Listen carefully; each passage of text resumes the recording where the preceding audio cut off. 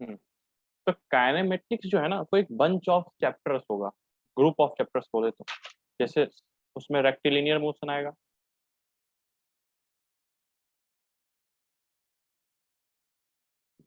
उसके बाद इसी के अंदर हमारा प्रोजेक्टाइल मोशन आएगा, इसी के अंदर हमारा रिलेटिव मोशन भी आएगा। तो हमारे लगभग लगभग 3 चैप्टर्स जो हैं वो, सॉरी, ये 3 चैप्टर्स हमें इसके अंदर करनी है, ठीक है। तो सबसे पहले हम लोग रेक्टिलिनियर मोशन से ही स्टार्ट करेंगे, ठीक है। कुछ कुछ चीजें टर्मिनोलॉजी होंगी जो हम लोग समझेंगे। सबसे पहले तो काइनेमेटिक्स क्या है ये समझते हैं। What we mean by kinematics. Kinematics is particularly a study of motion of a particle without knowing the cause। किसी भी बॉडी के मोशन को स्टडी जब करते हैं ना, बिना उसके कॉज को जाने, लेट सपोज एक ब्लॉक है, वो मूव कर रहा है बी से, तो बिना इसके कॉज को जाने हुए, without knowing the actual cause of motion, without knowing the actual cause of motion, यानी हम मोशन को स्टडी कर रहे हैं लेकिन मोशन के कॉज को स्टडी नहीं कर रहे। मोशन को स्टडी करना मतलब क्या होता है? मोशन को स्टडी करना मतलब पार्टिकल के स्पीड का पता लगाना, किसी पार्टिकुलर टाइम का फंक्शन हो या पोजीशन का फंक्शन हो। पोजीशन का पता लगाना, फंक्शन ऑफ टाइम। एक्सेलरेशन जो है ही, एक्सेलरेशन क्या होगा टाइम पे विदाउट नोइंग फोर्स। ट्रेजेक्ट्री पता करना, ट्रेजेक्ट्री मतलब, ट्रेजेक्ट्री मतलब जो पाथ जो पार्टिकल अपने मोशन के दौरान ले रहा है। जैसे एक पार्टिकल यहाँ था, इज मूविंग लाइक दिस, तो this curve is a trajectory of the motion, उसके मोशन का ट्रेजेक्ट्री। तो इन सब चीजों का पता लगाना without knowing the cause of motion, यानी मोशन को पढ़ना बिना मोशन के कॉज को जाने बगैर, उसको कहते हैं काइनेमेटिक्स। और जिस ब्रांच में, फिजिक्स के उस ब्रांच में इसमें हम मोशन के कॉज को भी स्टडी करते हैं, that is known as dynamics. Dynamics, dynamics अभी से हमारा कम से कम रखो 1-2 महीना बाद शुरू होगा डायनेमिक्स। इसी तीनों चैप्टर में लगभग लगभग 2 महीना या 1.5 महीना के आसपास को टाइम लगेगा। डायनेमिक्स जो होगा वो एक्चुअल कॉज, जैसे कि Newton's laws of motion, work, power, energy, rotational वगैरह वगैरह, ये सब कैरी करेगा अपने अंदर डायनेमिक्स। काइनेमेटिक्स हमारे अंदर ये तीनों चैप्टर्स जो है कैरी करेंगे।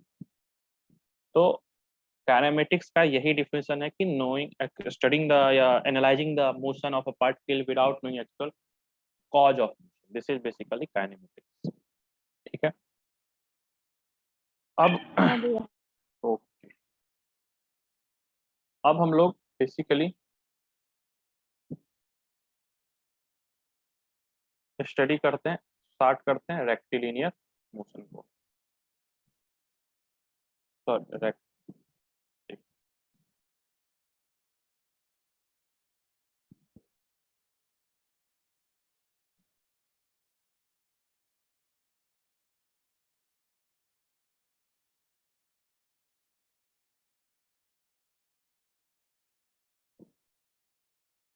ये तो बहुत छोटा हो गया कुछ आदमी बड़ा,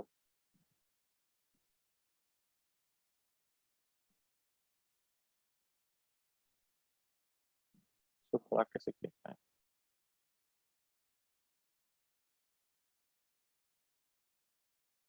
चलो कोई नहीं, जैसा है छोटा ही होने दो, अभी तो छोटा ही दिख रहा है।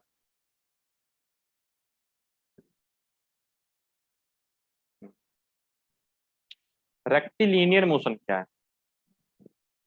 सबसे पहले कुछ चीजें है ना जो बहुत बेसिक हैं उसको समझो। पहला सी ये समझो कि मोशन क्या है, what we mean by actually motion. ये छोटा सा वर्ड जो है ये मोशन क्या है, तुम लोग अपना अपना बताओ, कुछ कुछ इंट्यूशन। मोशन नाम सुनते क्या दिमाग में आता है ये बताओ, एक एक करके मैं पूछता हूँ सबसे। मूविंग एक मिनट एक मिनट रुक, मैं सबसे एक एक करके पूछता हूँ। सबसे पहले अनिकेत बताएगा। क्वेश्चन क्या है कि मोशन वर्ड सुनते ही दिमाग में क्या आता है, यानी कि मोशन को तुम कैसे डिफाइन कर सकते हो ये बताओ, व्हाट इज मोशन।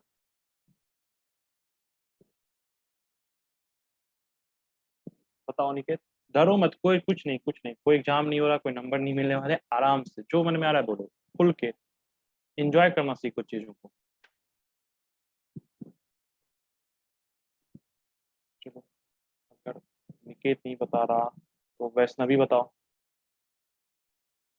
मतलब किसी भी फ्रेम ऑफ रेफरेंस के रिस्पेक्ट में जब कोई ऑब्जेक्ट अगर चलता है या मूव करता है एक प्लेस मतलब वन प्लेस टू अनदर, तो उसको हम लोग मोशन कहते हैं।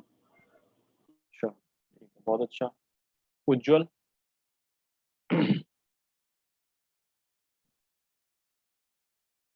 तुमको क्या लगता है क्या होता है मोशन?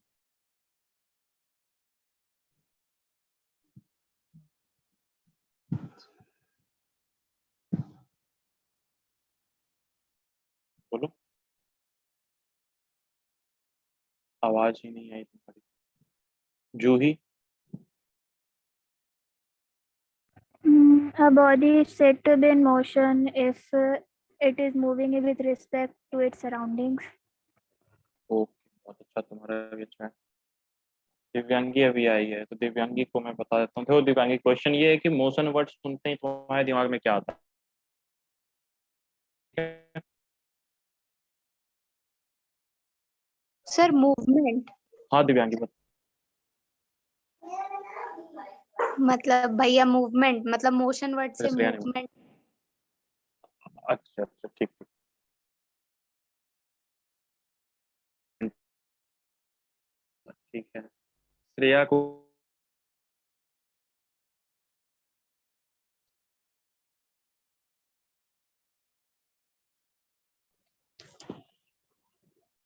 चलो तो, हाँ बोलो बोलो, कोई कुछ बोलना चाह रहा था। चलो ठीक है, सबके अपने अपने तरीके हैं बताने के, किसी कोई किसी का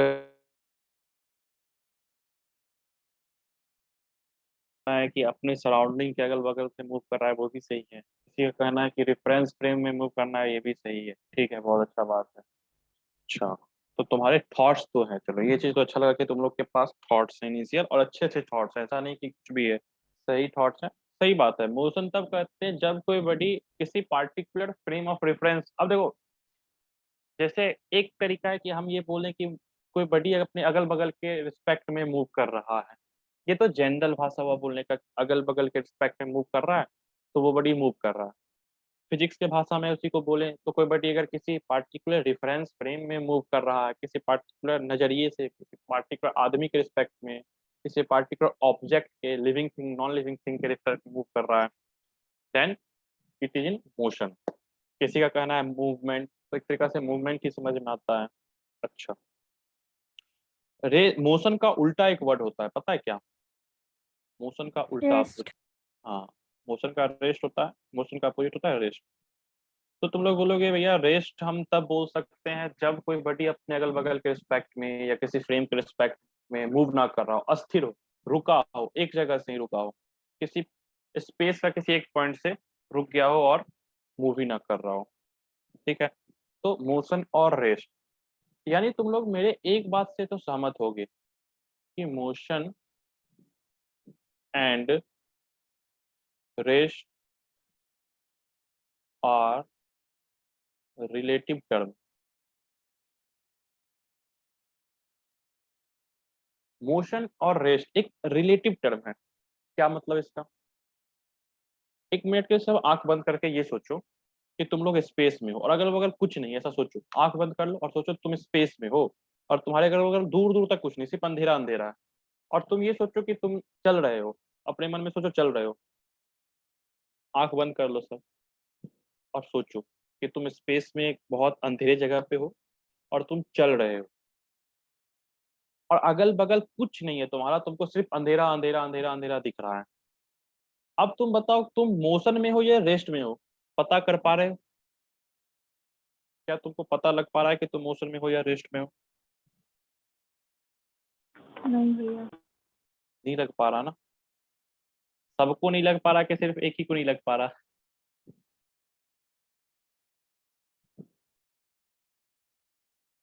चलो, तुम्हारी खामोशी बता रही है तुम लोगों की कितना लग रहा है, तो सबको ठीक है। अगर ऐसी बात है कि हम लोगों को पता ही नहीं चल पा रहा है, इसका मतलब जो मोशन और रेस्ट है वो हम किसी के टर्म में ही बता सकते हैं, क्योंकि जब ट्रेन चलती है, लेट अस सपोज जब ट्रेन चल रही होती है, तो ट्रेन चल रही है हम लोग कैसे पता चलता है? क्योंकि हम लोग सोचते हैं क्या जो जमीन है ना वो रुका हुआ है इसलिए ट्रेन चल रही है। अगर ट्रेन के साथ जमीन भी चलने लगे साथ साथ, तो ट्रेन रुकी लगेगी कि चलती लगेगी? उस केस में तो ट्रेन चलते हुए नहीं बल्कि रुकी हुई लगेगी। उसी तरह तुम सोचो कि तुम ट्रेन में हो और तुम्हारे आगे एक आदमी बैठा हुआ है। जब तुम उस आदमी को ट्रेन में मतलब देखोगे अंदर से, तो तुम लोग जब देखोगे या देखोगी, तो तुम लोग को लगेगा कि वो आदमी ना बैठा हुआ है और रेस्ट पे है तुम्हारे सामने, बैठा हुआ है और रेस्ट पे तुम्हारे सामने, ठीक है। और अगर कोई आदमी उसी को बाहर से देखेगा ना, तो उनको लगेगा क्या कि अरे वो तो मूव कर रहा है। तो सोचो एक ही आदमी है, दो अलग अलग नजरिया है। एक जो ट्रेन के अंदर है, आदमी यहाँ पे है और तुम यहाँ हो, एक आदमी यहाँ है, ये तुम, ये आदमी, ये हम। तुम लोग देख रहे हो कि ये तो रेस्ट पे है और मैं देख रहा हूँ कि ये आगे चल रहा है। तो यानी ये बॉडी मूव भी कर रहा है और नहीं भी कर रहा है, वो बॉडी मोशन में भी है और रेस्ट पे भी है एक ही समय। लेकिन अंतर क्या है कि अलग अलग रेफरेंस फ्रेम के रिस्पेक्ट में। मैं बाहर खड़ा हूं तो मेरे रेफरेंस फ्रेम में वो बॉडी चल रहा है, तुम अंदर बैठे हो तो तुम्हारे रेफरेंस फ्रेम में वो बॉडी मूव कर रहा है। यानी कि मोशन और रेस्ट आर रिलेटिव टर्म। इस रिलेटिव का मतलब समझे कि ये डिपेंड करता है कि तुम कहाँ हो, तुम्हारा रेफरेंस फ्रेम कहाँ है और तुम किसको देख रहे हो। यानी कि मोशन और रेस्ट आर नॉट एब्सोल्यूट। जैसे अब फंडामेंटल चीज है जो फिजिक्स में माना जाता है, हमेशा ध्यान रखना। ऐसे आज के समय में एक चीज माना जाता है कि नथिंग इज एब्सोल्युटली, मतलब एब्सोल्यूट विद रिस्पेक्ट टू समय भी एब्सोल्यूट नहीं होता, जबकि मोशन और रेस्ट आर रिलेटिव, समय भी रिलेटिव होता है। तो ये ध्यान रखना कि motion and rest are relative terms, they are not absolute. यानी ये नहीं कह सकते कि तुम एक ऐसा चीज बताओ दुनिया में जो कि सबके रिस्पेक्ट में चल रहा हो, ये नहीं कहा सकता। पूरे के पूरे यूनिवर्स में ऐसा कोई चीज नहीं बना जो कि कह सकते कि वो चल रहा है, एब्सोल्युटली चल ही रहा है। हो सकता है कि वो चीज किसी के रिस्पेक्ट में रेस्ट में हो, किसी के रिस्पेक्ट में मोशन में, तो वो डिपेंड करता है कि किसके रिस्पेक्ट में क्या है, नहीं। This is all about motion. Motion basically movement of a body with respect to particular reference frame, इसी को कहते हैं मोशन। और रेस्ट क्या है? When position of a body does not change with respect with passage of time, समय बीतने के साथ अगर किसी फ्रेम में किसी पार्टिकल का पोजीशन चेंज नहीं हो रहा है, तो हम कहते हैं उसको रेस्ट में। अभी आगे चल के इसका और अच्छा डिफिनेशन देखेंगे, मतलब समझेंगे। और इसको, ये हमारा इनिशियल स्टेज इंट्यूशन है मोशन को लेकर, ठीक है। किसी को कुछ हाँ पूछना है तो भैया। पूछो, किसी को कुछ पूछना है तो पूछो। चलो आगे बढ़ा जाए। बच्चे कम क्यों हो जाते हैं इतने? 4 बजते हो, कभी 7 होते हो, कभी 6 होते हो, तो कभी 4 होते हो। चलो अच्छा, अब हम लोग आते हैं रेक्टिलिनियर मोशन पे। रेक्टिलिनियर मोशन किसको कहते हैं? अगर कोई बॉडी किसी फ्रेम के रिस्पेक्ट में एक स्ट्रेट लाइन में मूव करता है ना, सिर्फ एक स्ट्रेट लाइन में मूव कर रहा है, एक तरफ एक एक स्ट्रेट लाइन में ही बॉडी मूव करे, तो वैसे मोशन को रेक्टिलिनियर मोशन कहते हैं। समझो, जब तुम लोग चलते हो, मान लो तुम लोग जैसे चलते हैं, तो हम लोग चलने के तरीका में कैसे चल सकते हैं, सोचते हैं। आगे पीछे चल सकते हैं, दाएं बाएं चल सकते हैं और ऊपर नीचे चल सकते हैं। यानी हमारे पास 3 अलग अलग तरीके हैं चलने का ना। या तो हम आगे पीछे चले, जैसे सिंपल जब किसी रोड पे चलते हैं हम लोग, तो आगे पीछे चलते हैं। जब टर्न लेने की बारी आती है किसी रोड में, तो हम लोग दाएं बाएं मुड़ते हैं। और कभी फ्लाईओवर पे चढ़ने की बारी आए तो हम लोग ऊपर जाते हैं, फिर उतरते समय नीचे आते हैं। यानी हम लोग जिस टाइप का मोशन करते हैं, इन जनरल उसके अंदर सब कुछ होता है, आगे पीछे भी जाना होता है, दाएं बाएं भी जाना होता है। तो तुमको शायद, देखो, तो हम लोग का जो मोशन होता है उसमें क्या होता है कि हम लोग आगे पीछे भी जाते हैं, दाएं बाएं भी जाते हैं, ऊपर नीचे भी जाते हैं, सब जगह जाते हैं, ठीक है। तो हमारा इन जनरल जो मोशन होता है वो रेक्टिलिनियर जनरली नहीं होता है, क्योंकि उसमें हम लोग सिर्फ इसके स्ट्रेट लाइन में नहीं चल के ऊपर नीचे दाएं बाएं किधर भी जा सकते हैं। तो सबसे पहला जो टॉपिक, जो सबसे आसान टॉपिक होता है, वो टॉपिक होता है रेक्टिलिनियर मोशन का। रेक्टिलिनियर मोशन मतलब एक ऐसा मोशन जिसमें बॉडी एक ही स्ट्रेट लाइन में चल रहा हो। क्योंकि और जितने भी टाइप के मोशन होंगे ना, चाहे वो 3 डायमेंशनल मोशन हो, 2 डायमेंशनल मोशन हो, वो सब का सब इसी का इस कंपोनेंट में तोड़ा जा सकता है। 2 डायमेंशनल मोशन को 2 1 डायमेंशनल मोशन में तोड़ सकते हैं, 3 डायमेंशनल मोशन को 3 1 डायमेंशनल मोशन में तोड़ सकते हैं। This is 1 dimensional motion. एक रेक्टिलिनियर मोशन एक 1 डायमेंशनल मोशन होता है, क्योंकि बॉडी सिर्फ एक लेंथ ही कैरी कर रहा होता है, आगे पीछे ब्रेथ वाला पार्ट, हाइट वाला पार्ट कैरी नहीं करता। तो ये ध्यान रखना कि अगर 3 डायमेंशनल मोशन है तो उसको भी हम लोग 3 एक डायमेंशनल मोशन में तोड़ सकते हैं। 2 डायमेंशनल मोशन को 2 1 डायमेंशनल मोशन में तोड़ा जा सकता है। तो 1 डायमेंशनल मोशन को पढ़ना इसलिए नेसेसरी होता है, क्योंकि आगे चल के जब 2 डायमेंशनल और 3 डायमेंशनल का बात होगा तो हम लोग उसको 1 डायमेंशनल के कंपोनेंट के फॉर्म में तोड़ सकते हैं। तो उससे हमारा क्या होता है, आसान हो जाता है 3 डायमेंशनल मोशन को समझना। और हमारे यूनिवर्स में जो मोशन होता है ना, इन जनरल क्या होता, वो 3 डायमेंशनल से ज़्यादा नहीं होता है। 3 डायमेंशनल से ज़्यादा मोशन हमारे यूनिवर्स में एग्जिस्ट नहीं कर सकता, क्योंकि हम लोग कितने डायमेंशन में रहते हैं पता है? जो लोग जिस डायमेंशन में होते हैं उसका कितना डायमेंशन होता है? 3 3 डायमेंशन होता है ना। We are living in 3 dimensional world. तो ये ध्यान रखना। ठीक।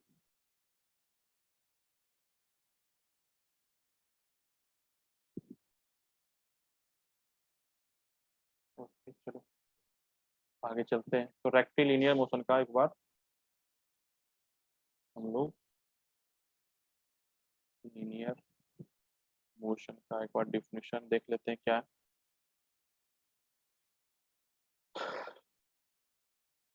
Motion of a particle such that path followed by it is a straight line is called rectilinear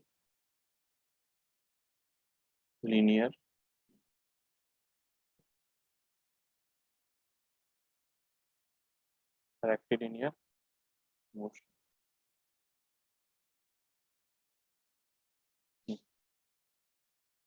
ठीक है, ये हो गया रेक्टिलिनियर मोशन का। अब मोशन को समझने के लिए ना we have to use some tools. जैसे टूल्स तो हम लोगों ने खैर बना ही लिया अभी तक मोशन को समझने के लिए, लेकिन हमें कुछ और भी चीजें हैं जो चाहिए। उसके लिए हम लोग समझते हैं, पहले एक रेफरेंस फ्रेम समझते हैं। क्या कोऑर्डिनेट सिस्टम तुम लोग समझते होगे, एक्स वाई जी एक्सिस। ये तुम्हारा जी एक्सिस हो गया, तुम्हारा एक्स एक्सिस हो गया, और ये तुम्हारा वाई एक्सिस। ठीक है, दिस इज 3 कोऑर्डिनेट सिस्टम। तो जब भी हम किसी रेफरेंस फ्रेम का बात करते हैं, हमें हमारा रेफरेंस फ्रेम का मतलब यही होता है, 3 coordinate system axis. This is basically our reference frame. उसमें हमें कुछ कुछ चीजें हैं, जैसे कोई बड़ी कहीं पे है, उसको वो वहां पे है ये बताने के लिए क्या कर सकते हैं। जैसे समझो, मैं ये कहता हूँ कि जो मेरे इस रूम का दरवाजा है ना, गेट जो है, वो मुझसे 5 मीटर की दूरी और मैं जहां हूं उससे बाएं है। सोचो, मैं ऐसा बोला तो ये क्या दर्शाता है, 5 मीटर प्लस बाएं। मैग्नीट्यूड कितना दूर है, 5 मीटर प्लस डायरेक्शन बाएं, यानी एक वेक्टर क्वांटिटी है ना। कोई चीज मेरे से कहाँ रखी हुई है, इसको बताने के लिए मुझे एक वेक्टर का जरूरत पड़ेगा। कि मुझसे मेरी जैसे मान लो मैं बोलता हूँ मेरी जो बुक है वो कहाँ है, तो मैं बोलूँगा 2 मीटर मेरे पीछे। कोई अगर बोलेगा कि मेरा टेलीविजन कहाँ है, तो मैं बोलूँगा 1 मीटर मेरे आगे। ये सब चीजें क्या बताती हैं कि मेरे रिस्पेक्ट में जो चीजें हैं वो कहाँ है, यानी उनका पोजीशन वेक्टर कहाँ है। पोजीशन वेक्टर क्या है, क्योंकि पोजीशन एक वेक्टर है, तो यानी मुझे डायरेक्शन भी चाहिए और मैग्नीट्यूड भी चाहिए। तो मैं जब बोलता हूँ कि टेलीविजन मुझसे 1 मीटर आगे है, तो 1 मीटर मतलब मैग्नीट्यूड, आगे मतलब डायरेक्शन। तो पोजीशन वेक्टर क्या है कि किसी पार्टिकुलर फ्रेम रेफरेंस से, फ्रेम ऑफ रेफरेंस से किसी भी पार्टिकुलर चीज का जो दूरी है या फिर जो पोजीशन है उसको बताने का एक वेक्टर, उसके पोजीशन को बताने का एक वेक्टर बेसिकली पोजीशन वेक्टर कहलाता है। तो सबसे पहले हम लोग डिफाइन करेंगे position vector. Position vector, okay. Position vector में क्या है कि पोजीशन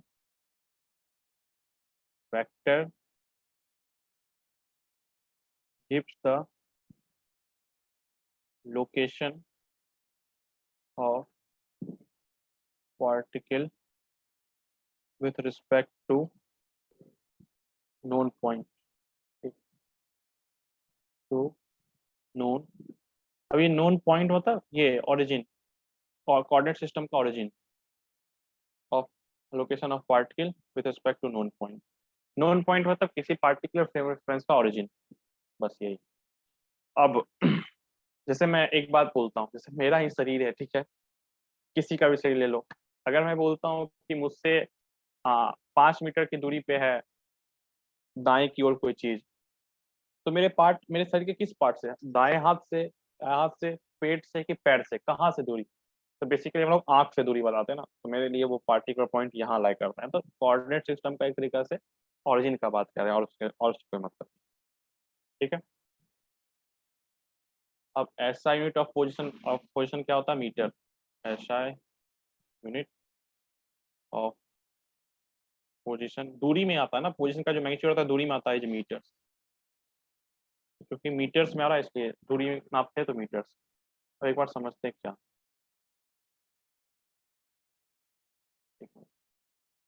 जैसे मान लो अभी हम लोग क्योंकि 1 डायमेंशनल 2 डायमेंशनल बात करते हैं थोड़ा सा, मान लो मेरे पास एक एक्स एक्सिस और एक वाई एक्सिस है, तो कोई पॉइंट यहाँ पे लेटर सपोज जिसका कोऑर्डिनेट हो सकता है एक्स वाई जेड हो, जो डायमेंशन की बात करते हैं ज़्यादा क्लैरिटी आएगा, ठीक है। तो एक पॉइंट मैंने लिया, इस point and its coordinate are X Y Z. तो कोई पॉइंट का जो ये वेक्टर आया ना, दिस वेक्टर आर वेक्टर जो है, जो इस पॉइंट से इस पॉइंट तक जा रहा है, this is known as position vector of this particular point with respect to this coordinate system. ये जो आर वेक्टर वो क्या है? Position vector. ये जो वेक्टर बना ना, जो डॉटेड लाइन से बनाया, ये तो एक्स एक्सिस है, ये डॉटेड लाइन बना, ये जेड एक्सिस है। ये जो डॉटेड लाइन से बना, this is a vector, that is position vector, क्योंकि वो उस पॉइंट का एक्स वाई जेड का ओरिजिन से पोजीशन बताता है, that's why it is a position vector, ठीक है। तो जो आर वेक्टर है मेरे पास, that can be written as X I cap plus Y J cap plus Z K cap. This is the position vector of the particle with respect to this particular frame of reference, ठीक है। This is the position vector. तो पहला term हमारा था position vector, दूसरा term हमारा है displacement.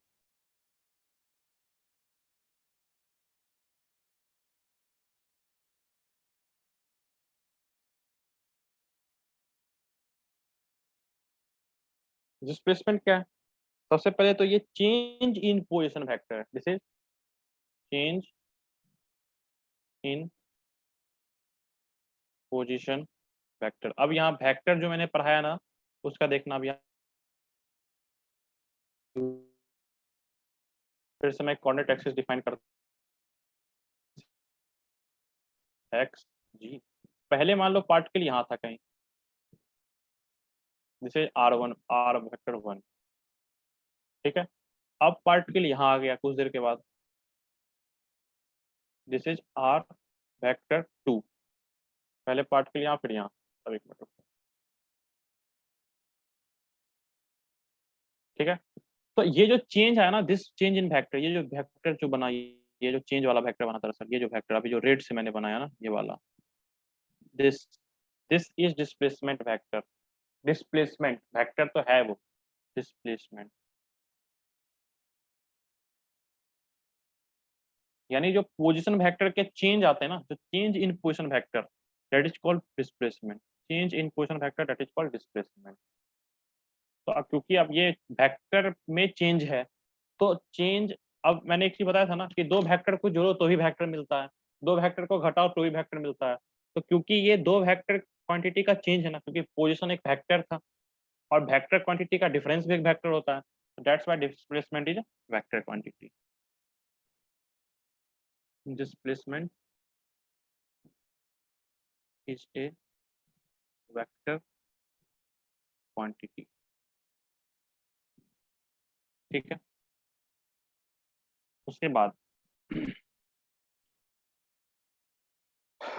हाँ, इसका भी SI यूनिट मीटर ही होता है, ये ध्यान रखना। इसका भी जो SI यूनिट होता है दैट इज आल्सो मीटर। क्योंकि अगर मैं तुम बताओ मैं 5 किलो चावल खरीदता हूँ, फिर 5 किलो में से 2 किलो घटा देता हूँ, तो जो मेरे पास बचा वो तो चावल ही बचा ना। अगर मैं 5 किलो चावल में से 2 किलो चावल हटा भी दूँ तो जो मेरे पास बचा दैट इज आल्सो राइस।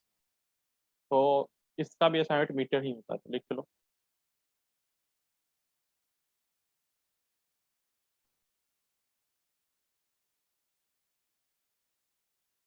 ठीक है, अब थोड़ा सा पोजीशन वेक्टर को समझते हैं। यहाँ से चेंज क्या है मतलब समझते हैं। देखो इस पॉइंट को नाम देते हैं एक समय के लिए x1, y1, z1। ठीक है, और ये पॉइंट है x2, y2, z2। ठीक है, तो चेंज इन क्या होगा सोचते हैं। तो डिस्प्लेसमेंट जो होगा उसको मैं एक समय के लिए, एक मिनट, r1 वेक्टर क्या हो गया मेरे पास, x1 i cap plus y1 j cap plus z1 k cap. ठीक है, और r2 वेक्टर जो मेरे पास है वो क्या हुआ, x2 i cap plus y2 j cap z2 k cap. तो चेंज इन, अगर मैं डिस्प्लेसमेंट को एस से दिखाता हूँ, ये क्या है, चेंज इन आर, यानी कि r2 vector minus r1 vector. इसका मतलब क्या हुआ, ये x2 minus x1 i cap, y2 minus y1 j cap plus z2 minus z1 k cap. This is basically displacement, this is displacement, यानी change in position vector is displacement. तो this is basically displacement. ठीक है, अब displacement का तुम लोग एक अच्छा सा डिफिनेशन बताओ, जो तुम लोग कभी पढ़े होगे 9th में। तो डिस्प्लेसमेंट पढ़े होगे ना, तो डिस्प्लेसमेंट का एक अच्छा सा डिफिनेशन बताओ। Shortest distance between 2 points. सही है। जैसे कि यही, क्योंकि 9th में तो सबसे पहले तो डिस्प्लेसमेंट का डिफिनेशन एज अ वेक्टर छोड़ो यही दिया जाता है कि अगर कोई बॉडी, मान लो एक आदमी है, यहाँ से वो यूं यूं चलते चलते चलते चलते यूं आ गया। ठीक है, तो ये जो पाथ कवर किया ना उसने, एक्चुअल जो लेंथ कवर किया उसने, दैट इज डिस्टेंस। और जो इसके बीच का शॉर्टेस्ट पाथ है, this is the shortest path. Shortest path वही होगा जो 2 पॉइंट को डायरेक्ट ज्वाइन करेगा। 2 पॉइंट को ज्वाइन करेगा, direct line is the shortest path between 2 point. तो जो शॉर्टेस्ट पाथ 2 पॉइंट के बीच का होता है ना, उसको भी डिस्प्लेसमेंट ही बोलते हैं। तो डिस्प्लेसमेंट इस तरीका से भी डिफाइन होता है। तो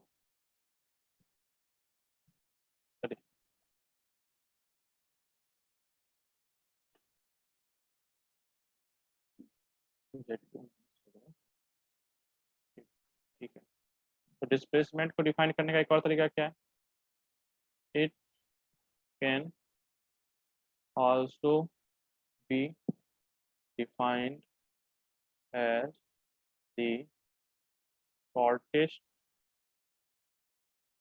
path between 2 points. Yeah, it can also be defined as the shortest between 2 points. और डायरेक्शन क्या होना चाहिए, and direction is from initial point two final point, जहां से चले और जहां तक चले उन दोनों के बीच का डिस्टेंस, मतलब पोजिशन फैक्टर ऐसे होगा, शुरू होगा इनिशियल पॉइंट से और खत्म होगा जहां पे रुके, इनिशियल टुवर्ड्स फाइनल।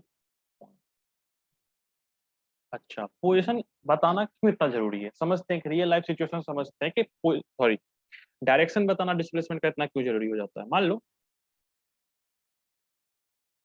कि तुम सुबह स्कूल के लिए निकले और स्कूल पहुंचे। ठीक है, फिर तुम जब लौटे तो स्कूल से तुम घर लौटे, और अमूमन मान लो तुम 2-3 बजे घर लौट जाते थे, लेकिन आज 3 बजे और घर नहीं लौटे। तो हो सकता है तुम्हारे पेरेंट्स ने दोस्त को कॉल करके पूछा कि कहाँ है, तो वो क्या बोला कि तो अंकल वो जो है ना, वो एक 1946 में ही स्कूल से घर की तरफ चला गया था। अब अगर वो ये बोल दे वहां पे कि वो घर से स्कूल की तरफ नहीं बल्कि सॉरी स्कूल से घर की तरफ नहीं बल्कि स्कूल घर से स्कूल की तरफ चला गया था, तो बात कुछ अजीबोगरीब नहीं लगेगा कि जिसमें बच्चा का छुट्टी हो रहा है उसमें बच्चा घर से स्कूल जा रहा है। तो पोजीशन डायरेक्शन बताना फिर डिस्प्लेसमेंट का एक्चुअल लाइफ में बहुत जरूरी होता है, इसलिए डायरेक्शन से खेलने मत लगना कि चलो कोई नहीं मैग्नीट्यूड तो पता चल ही गया, डायरेक्शन से कोई मतलब नहीं, कोई दिक्कत नहीं है, ऐसा नहीं। डायरेक्शन अच्छे अच्छे जगह यूज आता है और आपको डायरेक्शन का अहमियत समझना पड़ेगा, क्योंकि वेक्टर क्वांटिटी का डायरेक्शन भी बहुत रोल निभाएगा, क्योंकि चेंज इन वेक्टर मैग्नीट्यूड के कारण भी आता है और डायरेक्शन के कारण भी आता है। तो कल जब चेंज लिखेंगे ना हम लोग, तो जरूरी नहीं है कि सिर्फ मैग्नीट्यूड का कारण, डायरेक्शन का कारण भी चेंज देखेंगे, तो इसलिए डायरेक्शन भी ध्यान रखें। डायरेक्शन कहाँ से कहाँ, जहां से शुरू किया और जहां पे खत्म किया, डिस्प्लेसमेंट का डायरेक्शन यही होता है। ठीक है, यहाँ तक कोई डाउट है तो पूछो।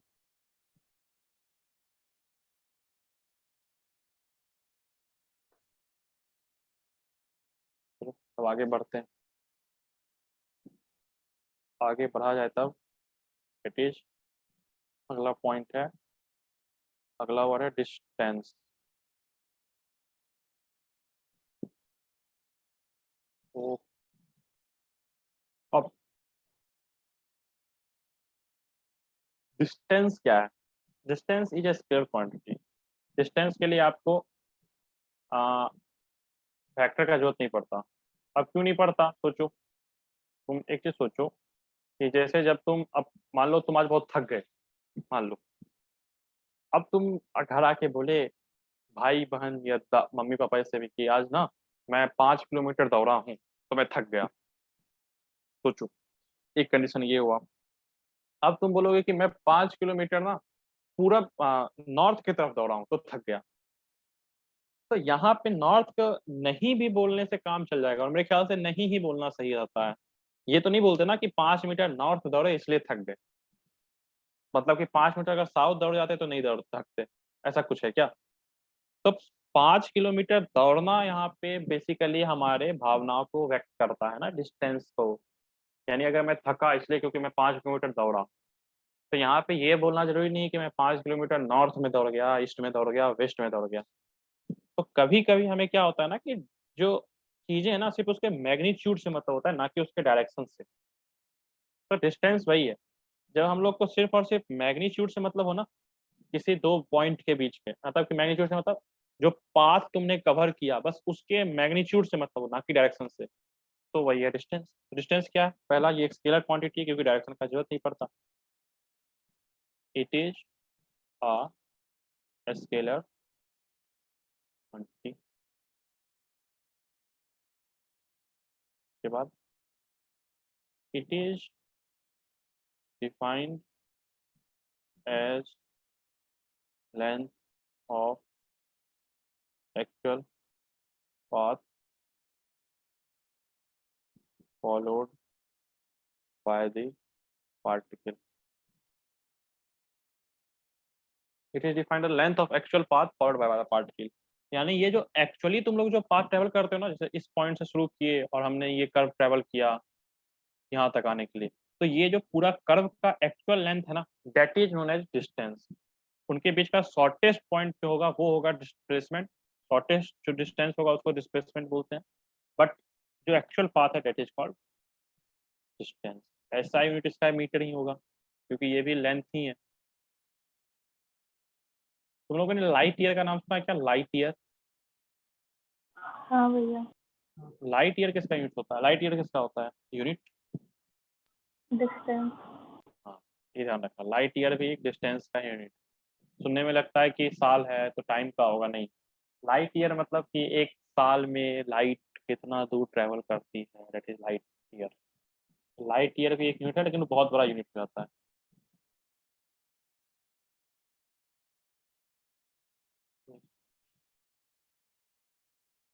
थोड़ा सा चीजों को गौर करना जाए।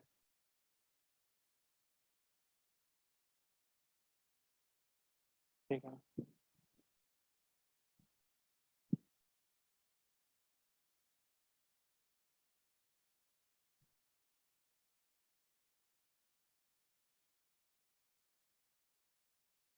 अच्छा, एक चीज देखते हैं, क्वेश्चन एक मिनट।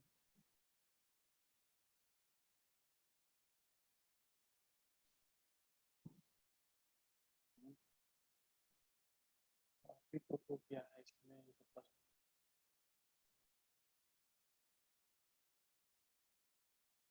क्या दिक्कत हो गया एक मिनट।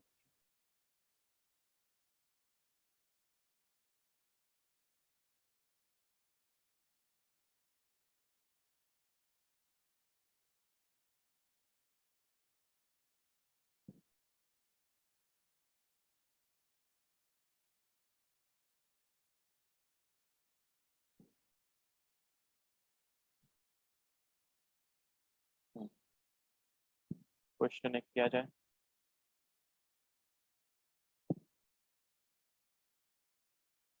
क्वेश्चन क्या है कि मेरे पास एक सर्कल है, ठीक है, और मैं क्या कर रहा हूँ, मैंने एक ट्रायंगल अंदर बनाया, ठीक है, ये पॉइंट ए, ये बी, ये सी।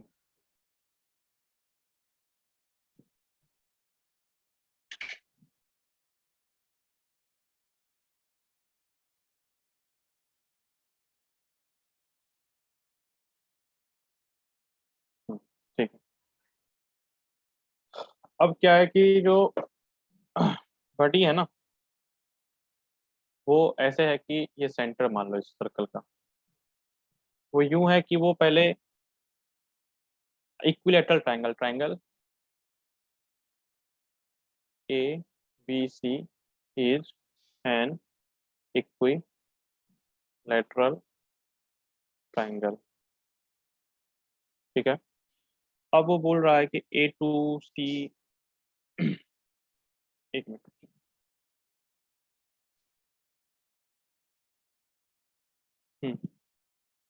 ठीक है, इस वाले पॉइंट को ओ मान लो। तुम लोग को अब डिस्टेंस और डिस्प्लेसमेंट बताना है। अगर कोई पार्टिकल का हम पाथ लिखते जाते हैं, तुम लोग को डिस्टेंस और डिस्प्लेसमेंट लिखना होगा। पाथ में लिख रहा हूँ, you have to write distance travel and displacement, ठीक है। पहला पाथ, अगर ए से ओ जा रहा है, साइड है ए, साइड लेंथ ए है, यानी side of equilateral triangle A दिया हुआ है, स्मॉल ए। पहला पाथ ये दे रखा है ए से ओ तक, यानी सेंटर तक। दूसरा पार्ट दे रखा है ए से सी, फिर सी से ओ। तीसरा पार्ट दिया है A to C to D, C to O, O to B, ठीक है। चौथा पाथ जो है वो है A to C to O to B to A. तुमको ये बताना है कि डिस्टेंस डिस्प्लेसमेंट क्या है सबके। बना, देखो बनता है।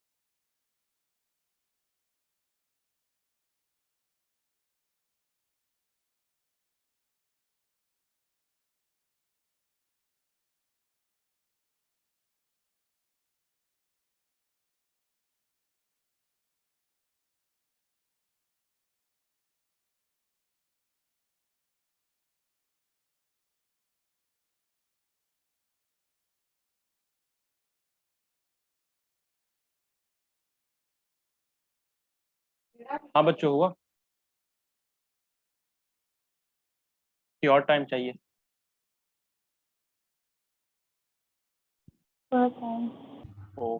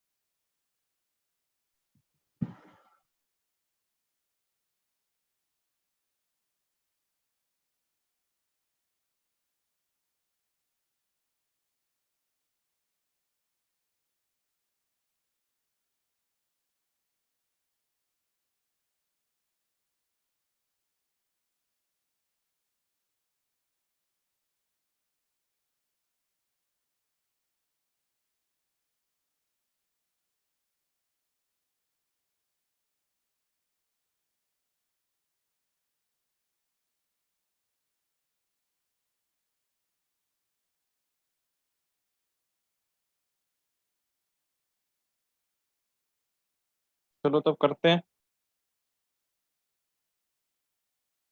Science of, for the sake of science, Wakanda कीजिए ना। चलो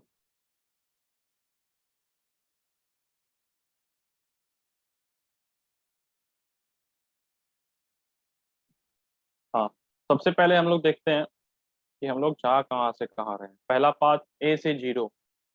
अब अगर ए से 0 हम इस पाथ से जा रहे हैं, ऐसे ऐसे यूं, वैसे तुम लोग ऐसा क्वेश्चन उठा सकते हो, भैया आपने पाथ तो बताया ही नहीं कहाँ से कहाँ जा रहे हैं, तो साइड के लॉन्ग जा रहे हैं। अब जान लो, तो अपने को मानना था कि साइड के लॉन्ग जा रहे हैं, ठीक है। तो अगर ए से ओ जा रहे हैं तो मेरे ख्याल से डिस्टेंस भी होगा √3, कितना हो जाएगा, आई थिंक √2/√3। 2 से 2 गया, a/√3, a/√3 डिस्प्लेसमेंट हो जाएगा और a/√3 डिस्टेंस हो जाएगा। सही है। ओके, क्योंकि ये मीडियन का पता है ना, मीडियन 2:1 के रेशियो में कट करता है, वो वाला प्रॉपर्टी, बस उसी प्रॉपर्टी का यूज कर लिए। तो मीडियन कितना होता है, a√3/2 होता है ना मीडियन, तो बस उसका 2/3 पार्ट, 2 से 2 गया a/√3, ठीक है। अब अगर मैं ए से सी से ओ जाऊं, अगर मैं ए से सी से ओ जाऊं, यानी कि पहले मैं यूं जा रहा हूं और फिर मैं ओ पे जा रहा हूं, तो अगर मैं डिस्टेंस निकालूं तो ए से सी का दूरी होगा ए, और फिर उससे वहां का दूरी होगा a/√3, लेकिन डिस्प्लेसमेंट कितना होगा a/√3, क्योंकि वो तो ए से ओ तक का ही लेगा, इनिशियल पॉइंट से फाइनल पॉइंट का दूरी, ठीक है। तीसरा पार्ट करता है ए से सी से ओ से बी, यानी ए से सी से ओ से फिर बी। अगर ये है तो डिस्टेंस में क्या होगा, पहला पार्ट का ये था आंसर, दूसरा पार्ट का ये आंसर, तीसरा पार्ट का आंसर होगा a + a/√3 + a/√3। ए से सी, तो ए डिस्टेंस चला, फिर सी से ओ a/√3 चला, फिर ओ से भी a/√3 चला। अगर डिस्टेंस डिस्प्लेसमेंट का बात करें, डायरेक्ट ए से बी के बीच का दूरी ए है, तो बात खत्म हो गया। चौथा वाले का आंसर, फिर से हम ए पे पहुंच गए, तो फिर से ए डिस्टेंस और चलना पड़ा, तो a plus a/√3 plus a/√3 plus A, और इसका आंसर क्या होगा? 0। 0 इसलिए हुआ क्योंकि जहां से चले वहीं फिर से पहुंच गए, तो फाइनल और इनिशियल पॉइंट के बीच का मिनिमम दूरी तो 0 ही होगा ना, तो डिस्प्लेसमेंट वही हुआ। तो आगे आंसर क्या, किसी को कुछ डाउट है तो पूछो।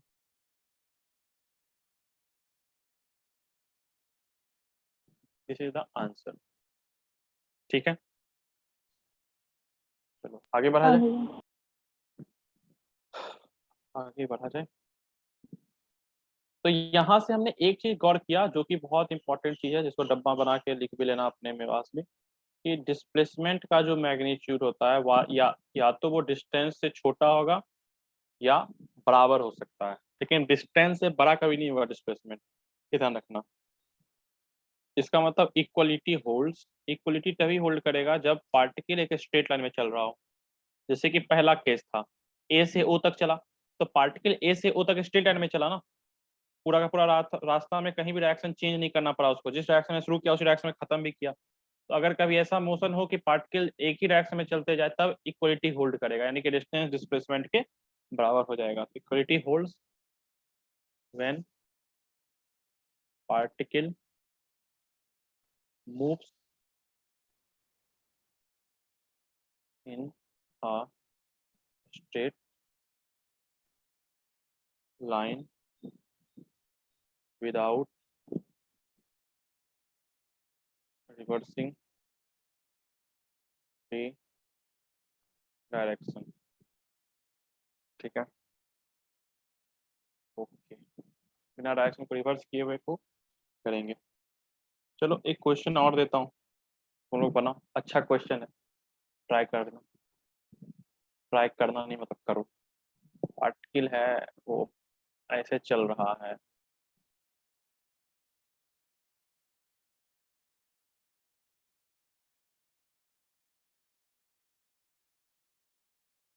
ठीक है, पार्टिकल यहाँ ए से शुरू किया और बी पे चला गया,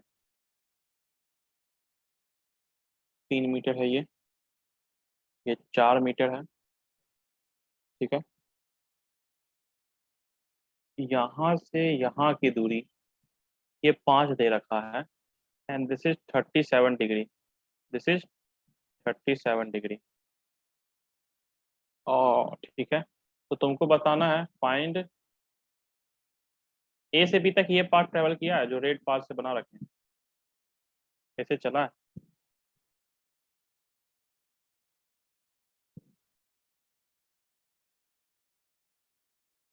अच्छा क्वेश्चन है थोड़ा सा, तो तुम लोग को पता क्या करना है, फाइंड डिस्टेंस एंड डिस्प्लेसमेंट, प्राप्त करो, देखो बनता है।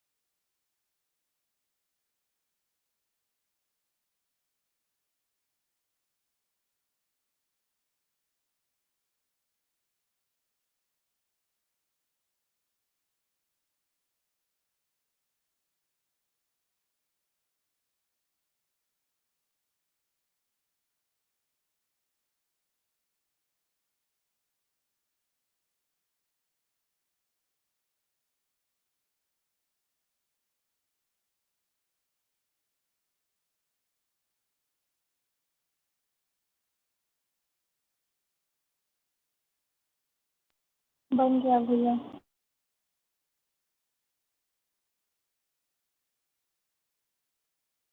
कितना आया? डिस्टेंस 14 मीटर और डिस्प्लेसमेंट 10 मीटर। अच्छा, डिस्टेंस 14 और डिस्प्लेसमेंट 10। और किसी का कुछ आया कि और टाइम चाहिए?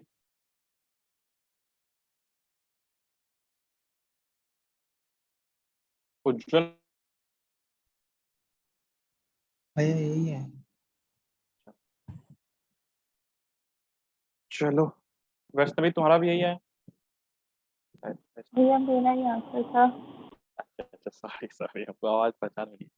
और जूही का कितना आया?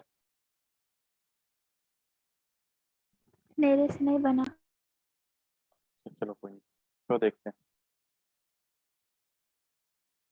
देखो, बने ना बने लेकिन अपना तरीका पूरा एकदम लगाओ, दिमाग लगाओ, क्योंकि तुम जब दिमाग लगाते हो ना तो कुछ नया चीज जरूर खोजते हो उसमें, कुछ और नया चीज जो हम नहीं बता सकते, क्योंकि हम तो तुमको डायरेक्ट सिर्फ आंसर बता देंगे, लो आ गया। बट तुम जब इस क्वेश्चन को बताते के समय जो स्ट्रगल करोगे ना, वो स्ट्रगल में कुछ कुछ चीजें तुम्हें नया मिलेगी, इसलिए स्ट्रगल करना है अपने को, ये ध्यान रखना, बने ना बने that's secondary thing, but struggle करना है अपने आप को। आंसर क्या, आंसर तो आने का आ ही जाएगा, बट सीखे क्या अंतिम में, ये इंपॉर्टेंट। चलो, सबसे पहला बात, डिस्टेंस तो ये अगर 3 है, ये 4 है, तो अगर मुझे ये x है, ये y है, तो डिस्टेंस तो मेरे पास क्या आ गया, 7 + x + y। तो मतलब x और y को निकालना है। अब ये 5 दे रखा है, ये 37 डिग्री, तो x का वैल्यू क्या होगा, 5 cos 37, और cos 37 कितना होता है, 4/5। और y क्या हो जाएगा, 5 sin 37 यानी 3/5। This is equal to 4, this is equal to 3, यानी कि ये कितना आ गया, 14। डिस्टेंस कितना आ गया, 14। That's it, that is true. अब हमें अगर डिस्प्लेसमेंट निकालना है, तो ये पॉइंट ए से पॉइंट बी को ज्वाइन करने वाला जो पाथ होगा शॉर्टेस्ट,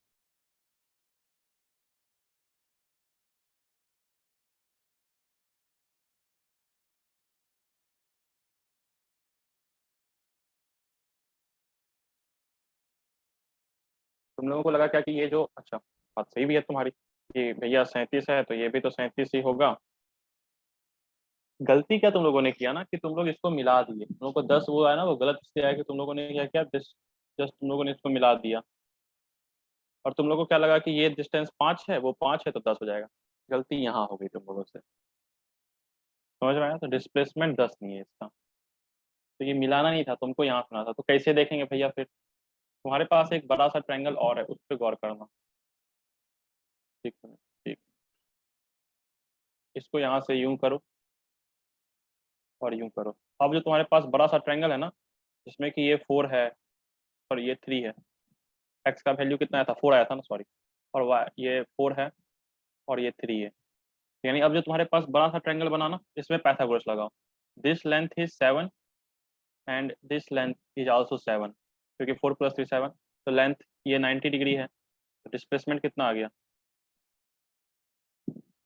7 √2, 7 का स्क्वायर + 7 का स्क्वायर का रूट, 7 √2। समझ में आया? हाँ भैया। ये गलती नहीं करना था इसको मिला के। तुम सोचो ना, ये 37 डिग्री है, दिस इज 53 डिग्री, कुछ तो अंतर होगा ना, तो ये अंतर है, वो 37 डिग्री है, दिस इज 53 डिग्री, तो इसलिए वो मिलाएंगे नहीं। चलो, वैसे तुम लोगों ने कोशिश अच्छा किया, बहुत अच्छा। भैया ये डिस्प्लेसमेंट वाला फिर से एक्सप्लेन कर दीजिए ना। अच्छा देखो, ये 3 है, ये तो पता है 3 है, ये जो x है ऊपर का जो x, ये हमको 4 निकल के आया, तो वही ये भी 4 वही होगा, ठीक है। अब ये जो डिस्टेंस 3 है और ये जो डिस्टेंस है मेरे पास यहाँ से यहाँ तक का, दिस इज आल्सो 4, क्योंकि ये 4 है और ये 3 है। तो अब जो तुम्हें बड़ा सा ट्रायंगल दिख रहा है ना, ए बी सी, ये सी है, तो देखो ए बी निकालेंगे, तो 7 ए सी का लेंथ भी 7 है और बी सी का लेंथ भी 7 है, तो 7 का स्क्वायर + 7 का स्क्वायर का रूट, यानी कि 7 √2। समझ में आया दिव्यांगी? मेरा डाउट था। अरे यार तुम लोग का नाम इधर से उधर कर रहे हैं। ठीक है, समझ आ गया ना। हाँ। अब दिक्कत क्या होता है ना कि यहाँ नाम शो नहीं करता जो बोलते हैं, तो मुझे पता नहीं चलता कौन बोल रहा है नहीं बोल रहा है, इसलिए अगर इधर उधर नाम हो जाए करे ना तो कोई नहीं, टेंशन नहीं लेना। हाँ बस ये है कि लड़का को लड़की नहीं बना देंगे, लड़का को लड़का ही रहने देंगे, उतना तो पता चल जाता है। चलो अब आते हैं वेलोसिटी पे।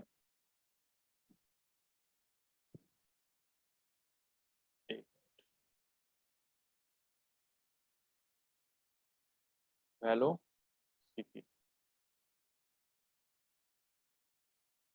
वेलोसिटी क्या है? ये है rate of change of displacement. अब समझो कुछ चीजें यहाँ पे क्या है कि तुमको रेट,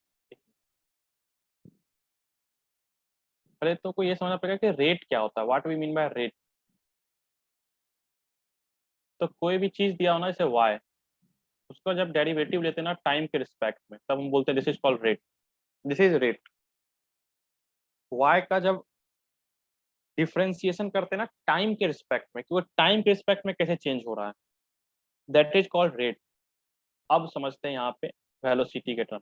वेलोसिटी दो प्रकार की, एवरेज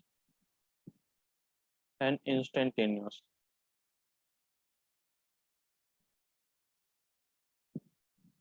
एवरेज मतलब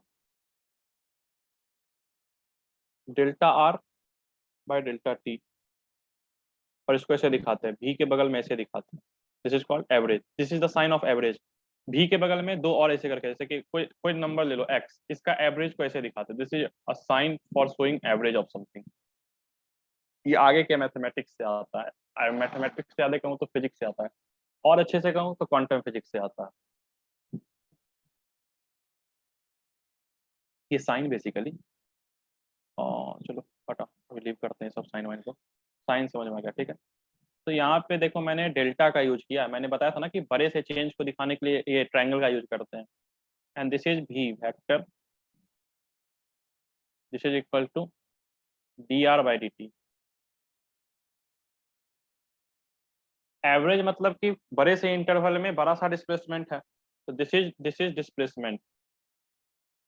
डिस्प्लेसमेंट होता था ना चेंज इन पोजिशन वेक्टर, तो डेल्टा आर मतलब change in position vector displacement, this is time. तो बड़ा सा डिस्प्लेसमेंट को बड़े से टाइम से डिवाइड देंगे तो एवरेज निकल के आएगा। इंस्टेंटेनियस मतलब अगर तुमसे कोई पूछे एकदम किसी पॉइंट ऑफ टाइम पे कितना स्पीड है, 5:05 पे कितना स्पीड है, तो उसके लिए इंस्टेंटेनियस वेलोसिटी का यूज करते हैं, ठीक है। और अगर तुमसे कोई पूछे कि तुम 10 किलोमीटर चले 5 घंटा में, तो तुम्हारा एवरेज स्पीड बताओ, एवरेज वेलोसिटी बताओ सॉरी, तो उसके लिए हम लोग क्या करते हैं, बड़े से डिस्प्लेसमेंट बड़े से टाइम को डिवाइड करते हैं। अब इस एवरेज का ना एक बार फील लेते हैं क्या है। इंस्टेंटेनियस का तो मैंने डिफरेंशिएशन के समय बता ही दिया था कि इसका फील क्या होता है, इस एवरेज का क्या फील होता है ये देखते हैं। जैसे मान लो कि तुम ए पॉइंट चले, बहुत अच्छा सा फील आएगा इसका, इसे ध्यान समझना। अब देखो ये फील मैंने खुद से बनाया है तो अच्छा तो होगा ही ना अपना बड़ाई कोर नहीं करना चाहता। चलो अब हम क्या करते हैं, इस एक आदमी है जो कि ए से चला और बी पे रुक गया, मानते हैं टोटल टाइम जो उसको लगा वो लगा 10 सेकेंड, टोटल टाइम जो उसको लगा वो लगा 10 सेकेंड। अब मैं इसके मोशन को ना 4 भाग में बांटता हूँ। पहले वो ए से 1 तक चला, फिर 1 से 2 तक चला, 2 से 3 तक चला, 1 2 3, 3 से 4, और फिर 4 से बी, ऐसा कुछ उसका मोशन है। अब बताते हैं क्या, इसको एक पॉइंट बोल दो, इसको दूसरा पॉइंट बोलो, इसको तीसरा और इसको चौथा। ए से 1 तक चलते समय ना उसका जो स्पीड रहा वो रहा 2 मीटर पर सेकेंड, और इसको जो टाइम लगा यहाँ कवर करने में वो लगा 3 सेकेंड, ठीक है। इसके बीच में इसका स्पीड रहा 5 मीटर पर सेकेंड, और इसका जो टाइम रहा वो रहा 2। इसके बीच में इसको इसका स्पीड रहा वो रहा 1 मीटर पर सेकेंड, और इसका टाइम रहा 1 सेकेंड। यहाँ पे इस 3 से 4 के बीच में उसका स्पीड रहा 6 मीटर पर सेकेंड, और जो टाइम रहा वो रहा 2। फिर 4 से B के बीच में, यानी यहाँ पे इसका स्पीड रहा 3 मीटर पर सेकेंड, और टाइम बच कितना गया, 3 2 5 2 7 1 2। ठीक है, तो इसका मोशन कुछ ऐसा रहा कि पहला पार्ट में, मोशन के पहले पार्ट में, यानी A से 1 के बीच में ये चला 2 मीटर पर सेकेंड के स्पीड से 3 सेकेंड के लिए। पहले से दूसरे के बीच में चला 5 मीटर पर सेकेंड से 2 सेकेंड के लिए। दूसरे से तीसरे के बीच में चला 1 मीटर पर सेकेंड 1 सेकेंड। तीसरे से चौथे के बीच में 6 मीटर पर सेकेंड 2 सेकेंड के लिए, और चौथे से B के बीच में 3 मीटर पर सेकेंड 2 सेकेंड के लिए। एक मोशन ये है, मानो कि जाम था, बहुत ज्यादा ट्रैफिक थी, तो इसको इस टाइप से स्पीड चेंज करना पड़ रहा था अपना। अब तुमसे पूछता है, अच्छा एक बताओ, टोटल डिस्टेंस कितना होगा A से B के बीच का? A से B के बीच का डिस्टेंस कितना होगा? 2 × 6 प्लस 5 × 2 10 प्लस 1 × 1 प्लस 6 दूने 12 प्लस 3 दूने 6। This is 12 6 18 to 25 35 metre. अरे बस A से 1 के बीच का दूरी कितना होगा? Distance into time, sorry speed into time, तो 2 × 3 6, 5 × 10 2, 1 × 1 1, 6 × 2 12 और 3 × 2 6। तो A से B के बीच का दूरी कितना है? 35 मीटर। तुमसे अगर कोई पूछे कि एवरेज वेलोसिटी बताओ, तो दैट इज 35 डिवाइड बाय 10 और AB कैप मतलब क्यों? डायरेक्शन दिखाने के लिए कि A से B की तरफ चला, यूनिट वेक्टर है AB कैप। तो ये आया तुमको 3.5 मीटर पर सेकेंड AB कैप। इसका मतलब क्या है? What we actually mean by 3.5 metre पर सेकेंड? वी एक्चुअली मीन कि अगर बॉडी A से B चलता, लेट सपोज, अब फिर से मान लो A से चलना शुरू किया और B पे आके रुक गया। मान लो अगर हम ये कहते हैं कि बॉडी A से चलना शुरू किया और B पे आके रुक गया, तो ऐसा कौन सा स्पीड होना चाहिए कि जिससे अगर वो कॉन्स्टेंटली चले, यूनिफॉर्मली चले, यानी अपने स्पीड को बिना चेंज किए हुए, मतलब पूरा का पूरा रास्ता एक पार्टिकुलर स्पीड से वो क्रॉस कर जाए और उसको 10 सेकेंड ही लगे। तो हमको बताना है कि वो कौन सा स्पीड होगा, वेलोसिटी का मैग्नीट्यूड स्पीड। अब ये स्पीड अगर बोल रहे तो उसमें ये मत बोलना कि भैया आप स्पीड बोल रहे हो, पढ़ा वेलोसिटी है, उसके बीच में डिस्टिंग्विश मत करना, बस समझना। अगर मैं कहता हूँ कि वो भी स्पीड से चल रहा है A से B के बीच में, लगातार चल रहा है, यानी इस टाइप का मोशन नहीं है। ये पहला केस था, ये दूसरा केस है। ये मोशन कैसा है कि इसमें लगातार बॉडी सेम ही स्पीड से चल रहा है। तो पूछा ऐसा क्या वेलोसिटी होना चाहिए कि बॉडी फिर से A से B के बीच में 10 सेकंड से मूव करे। इस केस में पिछले केस से अंतर क्या है कि इसमें पूरे के पूरे मोशन के दौरान जो वेलोसिटी है वो कांस्टेंट है।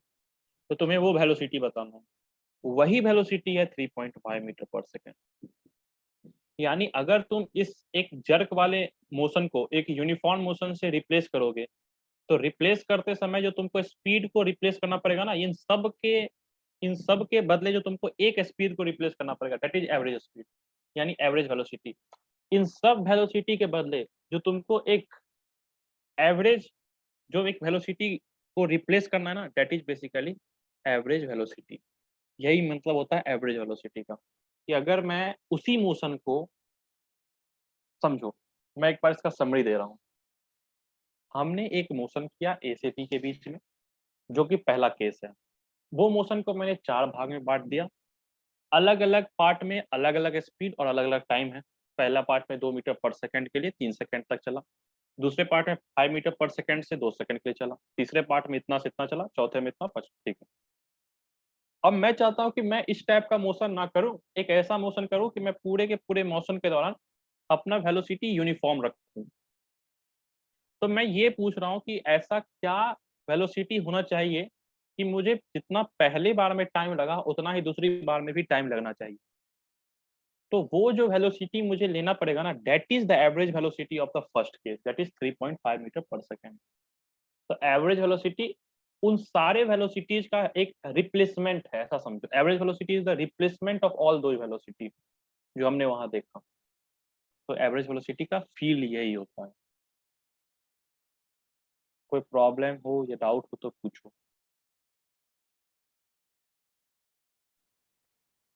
समझ में आया? हाँ भैया। हाँ, यही है इसका एक्चुअल में जो मतलब होता है एवरेज वेलोसिटी का। अब इंस्टेंटेनियस वेलोसिटी क्या है? इंस्टेंटेनियस वेलोसिटी अगर तुम किसी मोशन को कर रहे हो तो किसी पार्टिकुलर टाइम पे तुम्हारा एकदम एग्जैक्ट उसी टाइम पे क्या स्पीड है या वेलोसिटी कितनी है, दैट इज इंस्टेंटेनियस वेलोसिटी। तो एग्जैक्टली उस पॉइंट पे जब तुम मोशन कर रहे हो, सपोज ए से बी के बीच में मोशन कर रहे हैं हम यहाँ से यहाँ, इस पॉइंट पे तुमसे कोई पूछ ले स्पीड क्या है या वेलोसिटी क्या है, दैट इज dr/dt। तो वहां पे हम लोग डिफरेंशिएशन का यूज करते हैं, नहीं तो सिंपल रेशियो का यूज कर लेते हैं।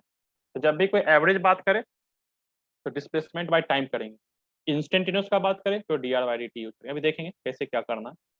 ये तो हमारा लॉजिक हो गया, मतलब एक तरीका से। अब इसके बारे में कुछ कुछ जान लो। वेलोसिटी है तो वेक्टर क्वांटिटी है, it is a vector quantity. दूसरा चीज डायरेक्शन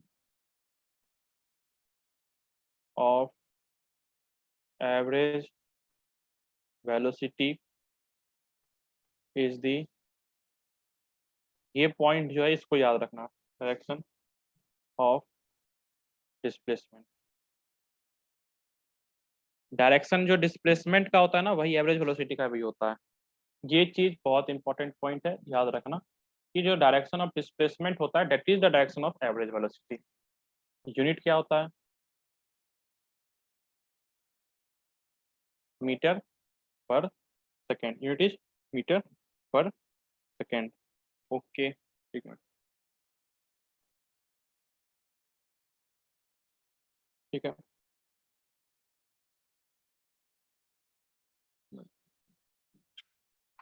अभी जो ये सब लिखा है ये सब एवरेज वेलोसिटी के अंदर लिखा है, ठीक है। भले वो इंस्टेंटेनियस वेलोसिटी यहाँ इंट्रोड्यूस कर दी हूँ, लेकिन बताए हैं एवरेज वेलोसिटी के अंदर। इंस्टेंटेनियस वेलोसिटी अभी आगे देखेंगे कुछ देर में। उसके बाद जो हमारा अगला टॉपिक अगला इसमें होगा वो होगा एवरेज स्पीड का।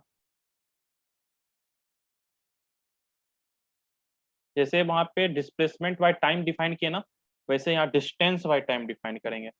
वैसे यहाँ हम लोग क्या डिफाइन करेंगे, डिस्टेंस बाय टाइम। तो यूनिट क्या होगा, पहला बात तो ध्यान रखो, it is scalar quantity, it is a scalar quantity. दूसरी चीज, इट्स, इसका भी यूनिट वही होता है, मीटर पर सेकंड, जो पिछले वाले का था। इसका वैल्यू क्या होता है, this is distance by time, जितना ट्रेवल किए बाय टाइम। और जैसे वहां पे हमने बोला था ना कि एवरेज स्पीड जो होता है वो हमेशा बड़ा या बराबर होगा एवरेज वेलोसिटी से, क्योंकि ऊपर एक लिखा था ना डिस्टेंस डिस्प्लेसमेंट के बीच में ऐसा रिलेशन, वही रिलेशन यहाँ वैलिड होता है कि एवरेज स्पीड या तो बड़ा होगा एवरेज वेलोसिटी से या बराबर होगा। ठीक है, चलो अब कुछ क्वेश्चंस करते हैं।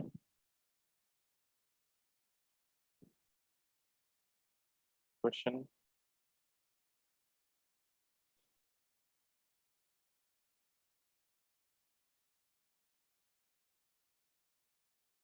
क्या कह रहा है, एक बड़ी ए से बी तक गया, ए से बी तक गया विथ दिस पाथ से, ए से बी तक गया विथ कांस्टेंट भी, particle moves from A to B. पहला क्या पता करना है, एवरेज स्पीड पता करना है। दूसरा पता करना है एवरेज, हाँ एवरेज क्या पता करना है, वेलोसिटी। हाँ, पार्टिकल यहाँ से यहाँ तक ए से बी तक कांस्टेंट भी से गया है, मतलब जो मैग्नीट्यूड है ना वेलोसिटी का वो भी रहा है। तो तुमको पता करना है कि ए से बी तक जाने में जो एवरेज स्पीड है और एवरेज वेलोसिटी है वो कितना होगा। रेडियस आर मान लो, रेडियस आर पता करो।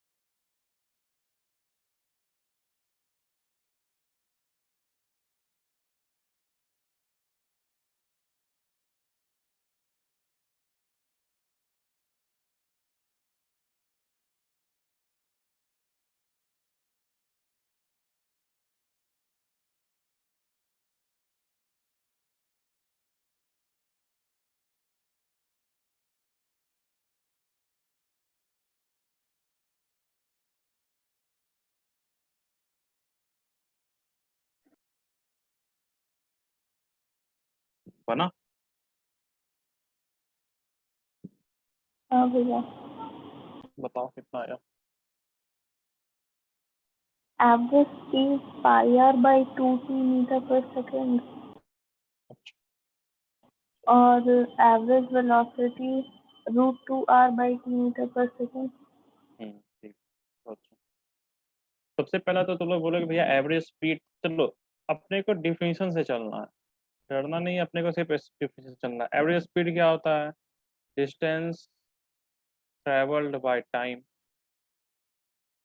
अब बोलोगे भैया टाइम तो आप दिए ही नहीं, तो टाइम निकाल लो। ए से बी का डिस्टेंस कितना है? सोचो, ए से बी का डिस्टेंस कितना है? पाई आर बाय 2, क्योंकि रेडियस है और बी से चला है, तो डिस्टेंस बाय ये नहीं है, इसको मत, this is time, this is time. Distance by speed बराबर टाइम, तो डिस्टेंस कितना हुआ? पाई आर बाय 2 बाय भी बराबर टाइम। तो हमको क्या पता चला? एवरेज डिस्टेंस, पुट डिस्टेंस तो हमको कितना है? पाई आर बाय 2, ठीक है, और टाइम कितना आया इसके बराबर? Divide by pi R by 2 भी, तो भी को ऊपर लेके जाओ, दिस इज इक्वल टू भी। तो तुम लोगों को एक चीज और पता चला कि अगर कोई भी मोशन कांस्टेंट स्पीड से होता है ना, तो उसका एवरेज स्पीड वही होता है जो उसका स्पीड था। ये चीज ठीक है, कि अगर कोई मोशन कांस्टेंट स्पीड से होता है, तो जो उसका एवरेज स्पीड है वही उसका जो स्पीड है वही उसका एवरेज स्पीड हो जाएगा। अब अगर एवरेज वेलोसिटी का बात किया जाए, तो ये हो जाएगा displacement by time, displacement by time. Displacement कितना है सोचते हैं? डिस्प्लेसमेंट तो ये दूरी हो जाएगा ना, दिस लेंथ, ये जो है, और हमको पता है ये भी आर ये भी आर, तो ये लेंथ 2r √2r। डिस्प्लेसमेंट तो straight line joining A and B होगा, और straight line joining A and B Pythagoras theorem लगा के √2r के बराबर आ गया, तो डिस्प्लेसमेंट आ गया √2r, और टाइम हमें आ ही गया पाई आर बाय 2 भी। तो यानी कि दिस इज इक्वल टू 2 √2 भी by pi. This is the average velocity. ठीक है, समझ में आया? कोई डाउट है हाँ तो भैया। पूछो, कोई अगर डाउट हो तो पूछ लो। अच्छा, एक क्वेश्चन और करें कि छोड़ दें? कर लेते हैं। ठीक है ना, सब सहमत होना, क्योंकि अच्छा क्वेश्चन है अगला, इसलिए मुझे लगा करना चाहिए। चलो अगला अंतिम क्वेश्चन करके फिर छोड़ देंगे। एक मैन है वुमेन है, जो मानना है मान, ये यहाँ से यहाँ चला, ठीक है, आधा दूर वो v1 स्पीड से चला और आधा दूर वो v2 स्पीड से। मैं लिख देता हूँ क्वेश्चन। मैन या women moves,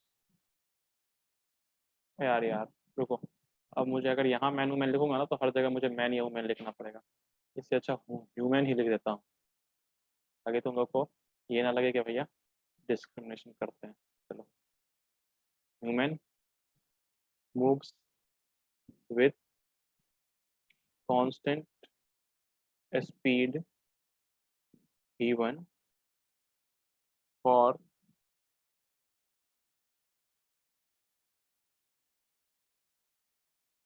and v2 for next half distance, find average speed. यानी पहला आधा दूरी जो है यहाँ से यहाँ तक का, मतलब जितना दूरी यहाँ से यहाँ तक का है ना, लेटर सपोज ये मान लो x है, एक समय के लिए ये दूरी x है, तो x/2 वो v1 से चला, x/2 वो v2 से चला, तो तुमको एवरेज स्पीड बताना है। बताओ।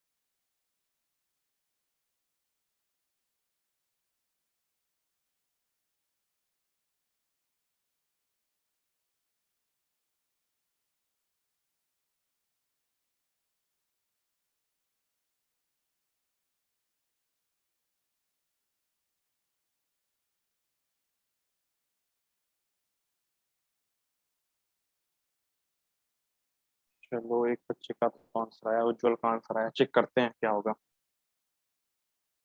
देखो पहला बात भैया एक एक हाँ बोलो।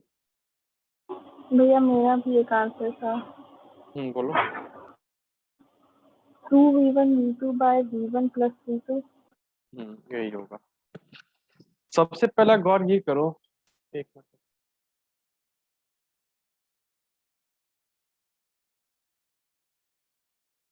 उज्जवल का भी सही है, बस उसने उल्टा करना छोड़ दिया।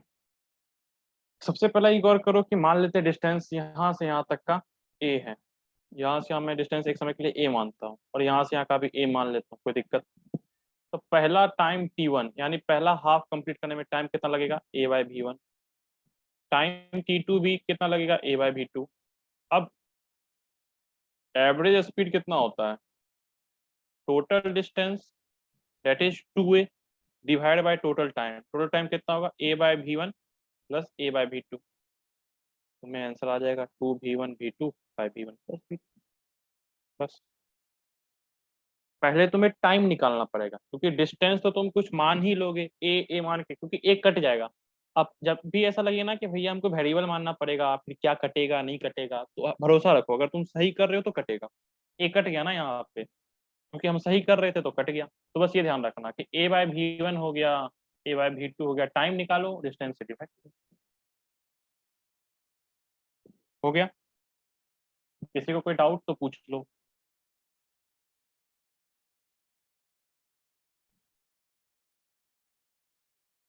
ठीक है तब। भैया वहाँ V2 होगा ना? हाँ हाँ वो भी होगा, गलती हो गया मुझसे, ठीक कर लो। एक ये V2 होगा, ठीक है।